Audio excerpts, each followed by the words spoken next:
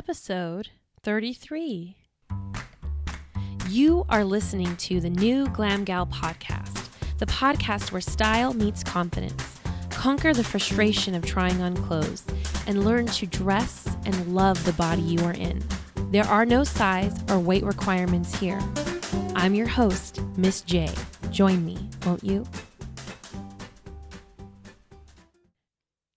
Hey Glam Gal, welcome back to the podcast. Now, this is spring runway season. New York Fashion Week just took place and I have been watching the runway recaps, choosing my favorite imaginary wardrobe and proceeding to recreate some of the things I saw walk down the runway in my own wardrobe.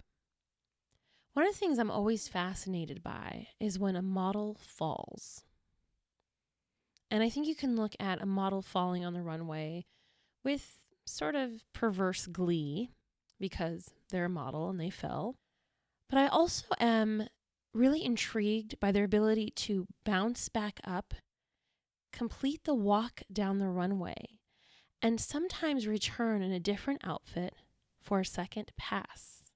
Now, it's not just because they're a model, and that's their job title, that they have this ability to jump back up, try on a new outfit, and go for a second round down the same runway where they have just fallen in front of hundreds of people. They were photographed by dozens of people, and that image was shared thousands, if not millions of times over on the internet. It takes a certain kind of gumption to get up, put on a new outfit, and do a second turn along the runway. Now, this week's episode is actually about dating. And in preparation for this episode, which was requested by a listener, Miss E, she wanted me to discuss transitioning from workwear to date night wear. And since this is Love Month, I thought I would address this issue in two ways. It's not just a matter of wearing the right thing to work so that you can transition to a date later on that night. I will definitely give you style tips, so stay tuned for the style portion of this episode. But of more import, I wanted to talk about the confidence that it takes to keep dating, to keep putting on an outfit, even if your past attempts have been major failures. I mean, fall on your face kind of failures. Fall on your face in front of a crowd of hundreds. To have your picture plastered everywhere, kind of perceived failure. Now, my coach teaches confidence in a very, very cool way.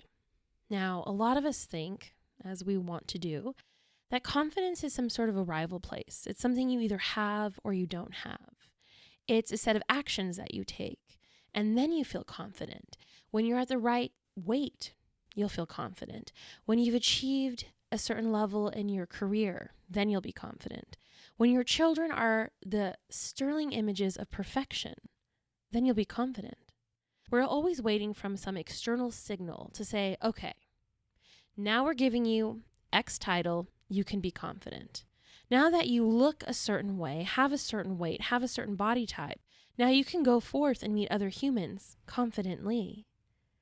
And my coach doesn't teach us this way. And as you well know, I prescribe to the thought model, which is that circumstances are completely neutral. So a date, walking down a runway, doesn't actually mean anything until we have a thought about it. And our thoughts are created in our own heads. We're completely in control of them. And those produce a certain feeling. Then we act from that feeling, and that gets us a certain result. So if we talk about our model going down the runway, the fact that she's in front of hundreds of people, she can perceive this as just her job.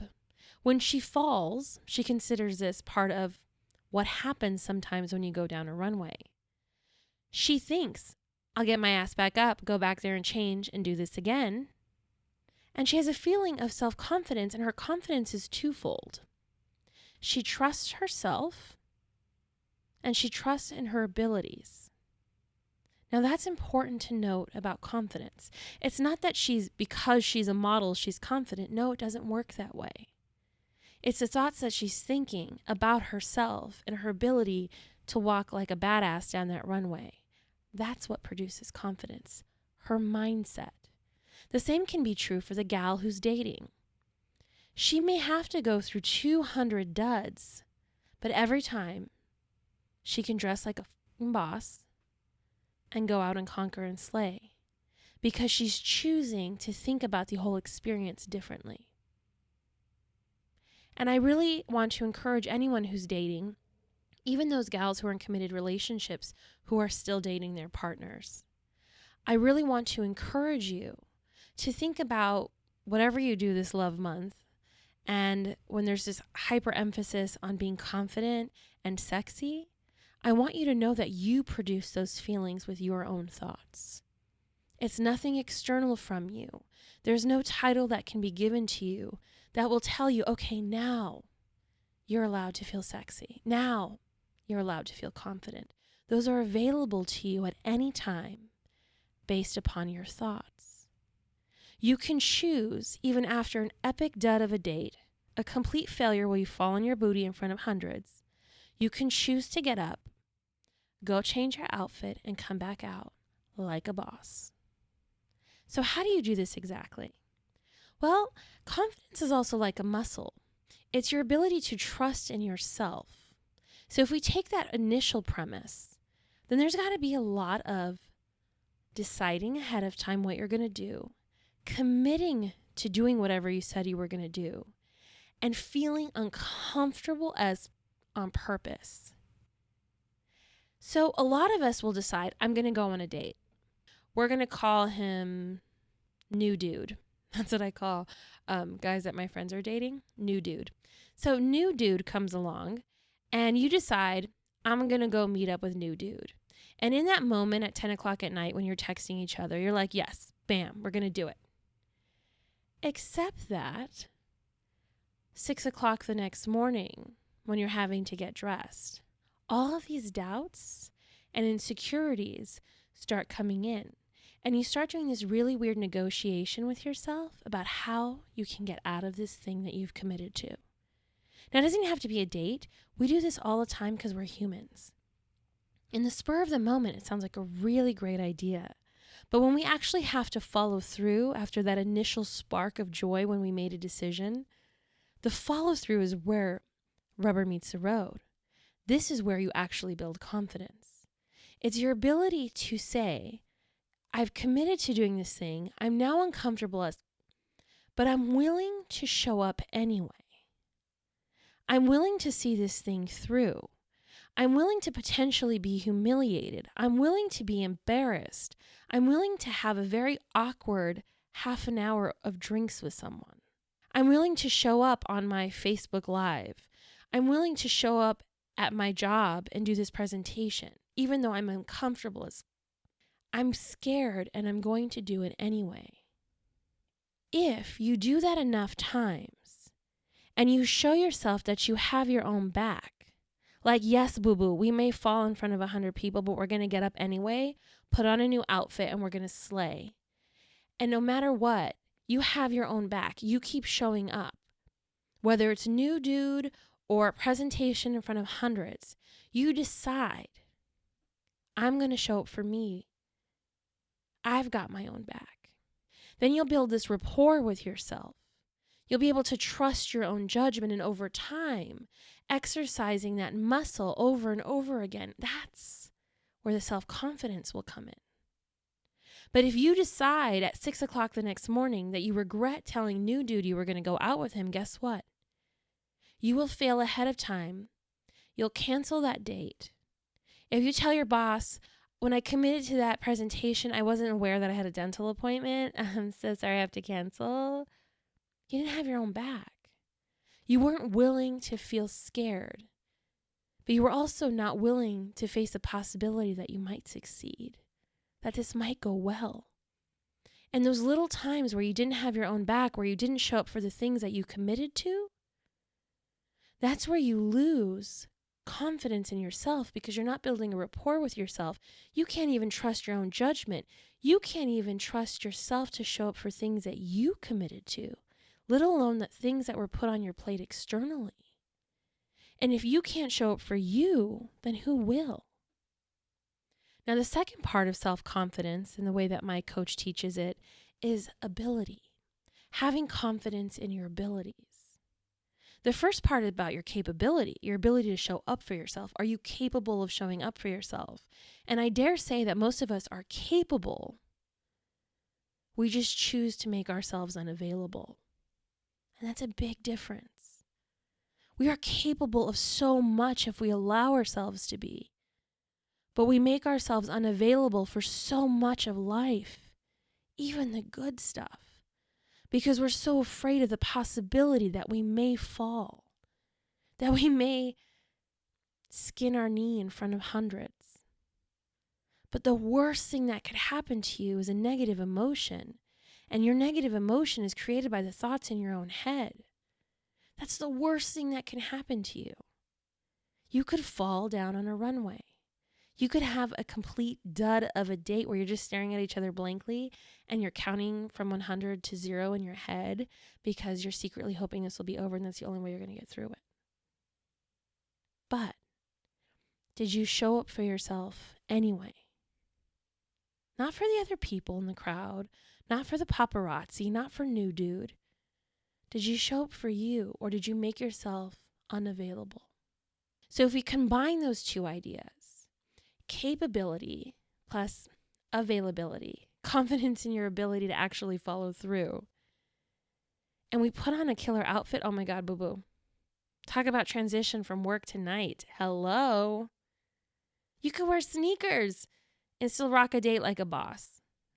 It's all what's happening in your own head. So Glam Gal, your confidence homework, your mission, should you choose to accept it, is to start really telling yourself that you're capable of anything.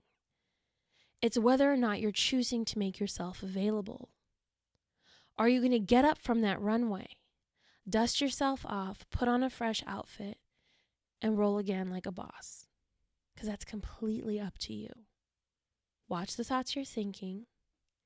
Remind yourself of your capability. Expect that your brain is going to try and make itself unavailable. Hello, Tallulah. I know you're going to try and wiggle out of this, boo-boo, but we're showing up anyway. Your style homework is all about how to transition from work to night. And this is really not as difficult as we make it. Now, I'm going to talk about some really funny things that no one ever talks about in these blog posts or these articles. If you sweat a lot and you have a high-stress job, and by the end of the day, you're kind of a pool of just liquid, I want you to plan for that. If you're a hot, sweaty mess all day, and by the time you get home, you're peeling your chonies and your bra off you, and you have to shower and get fresh stuff on, I want you to anticipate that. There's no shame in that. Most women I talk to sweat a lot more than they're willing to admit, and I have some really great conversations about sweatiness with women. So I want you to embrace that if you're one of those sweaty gals, just plan for it. Plan for a blouse that you can change into, or plan for a blouse that doesn't show sweat. Wear panty liners in your armpits during the day. You can pop those suckers out at night. Take some baby wipes so you can do a bird bath in a bathroom stall. There's no shame in that. Bring on some extra deodorant in your bag. Again, no shame in that. Sometimes the key to confidence is knowing that you're not having these niggling thoughts in the back of your head about how sweaty and stinky you've been all day. We can fix that. That's an easy fix. Now, for you non-sweaty gals, and really this is advice for the rest of you, I want you to think about neutral base pieces that you can jazz up and pizzazz up. And listen to the whole episode on pizzazz and accessories, because this really applies here. You don't necessarily have to think of the little black dress. Whatever that little black dress is for you. Now, if you normally wear trousers and a blouse to work, think of them at their most neutral colors and their most flattering shapes that work for your body. And then transitioning from work to date night is all about an accessory swap. You change your shoes. You put on a little leather jacket. You make your accessories a little bit bolder. You do a handbag change. You leave your big bulky bag with your sweat-proof articles at work. You can pick that up tomorrow. You leave all that there and you take a cute little handbag with you with a pop of color. You can also think about those who have casual Fridays. Go in your casual workwear. Be comfortable all day. And then pizzazz it up. Change to heels, tuck in your shirt, unbutton some of your buttons on your blouse. Work it out, boo-boo. So, your style homework when transitioning from work to night is I want you to think the most neutral, basic pieces, and then you're going to accessory swap. Plan for sweat. All right, Glam Gal. I'm wishing you a happy Valentine's Day. I hope you enjoyed this episode. If you did, share it with other Glam Gals and leave a review on iTunes.